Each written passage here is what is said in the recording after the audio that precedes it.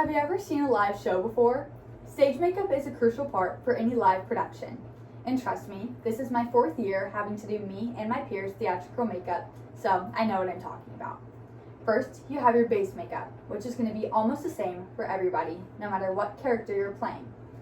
Then, you have your characterization makeup, which is going to differ based on what character you play.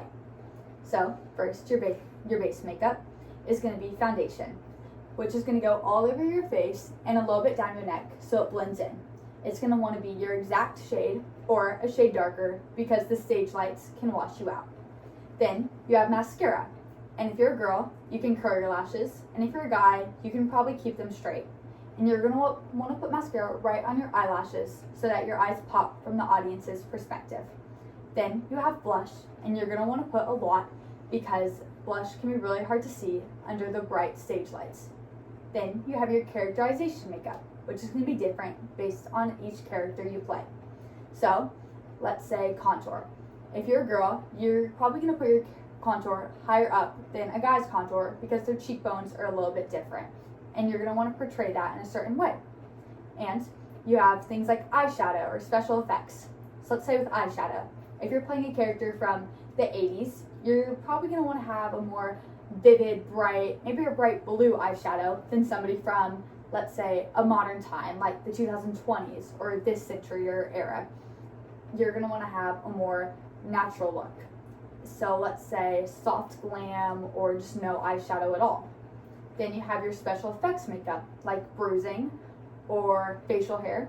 Or let's say you have to be a certain color for a certain role, like how Shrek and Fiona are both green in their role in Shrek. Or a bruise, let's say you got a bruise the same day. Maybe it's a little green or yellow on your arm or on your face, but as time progresses, it gets darker and darker, like a more pink, or not pink, dark purple and pink. Or let's say your bruise is almost gone. You're going to want to show that throughout your time on stage through your makeup. Or your facial hair. If you're playing a guy, maybe you'll have a beard or a mustache, or maybe you have a unibrow, something like that. And there's only one thing to avoid when it comes to stage makeup, and it's having too little on. Because if you have too little makeup, then we can't really tell who your character is supposed to be. We're just going to see you and not your character. So let's say too little blush, you're not going to be able to see. You're going to be very nude and not have a bunch of color on your face. Or if you have a very light coverage foundation, then you're not really going to tell who you are. You want to have a full coverage foundation because the stage lights can wash you out and all that. So basically, your base makeup is going to be the same for almost everyone, and it's going to be basically the same for every role you're going to play. And then your characterization makeup is going to be different based on what character you play. For example, if you're playing Shrek or someone from the 80s, or maybe you're playing a guy in a certain show, it's going to be different for each single one.